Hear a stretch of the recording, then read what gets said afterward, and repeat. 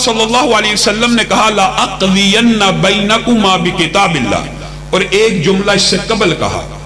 अब ये जो आप अल्हम्दुलिल्लाह कई तलबा भी बैठे हैं, आप इस ताकीद के सीगे को भी जानते हैं, लेकिन रसूलुल्लाह ने इन ताकीद के सीगों से पहले भी ये कहा फवल्लज़ी नफ्सी बियदी, फवल्लज़ी नफ्सी बियदी, उस जात की कसम जिसके हाथ में मैं मोहम्मद की जान है, ला अक़ज़ियन्ना बैनकुमा बिकिताबिल्लाह, मैं तुम्हारे दरमियान फैसला करूंगा। कहां से?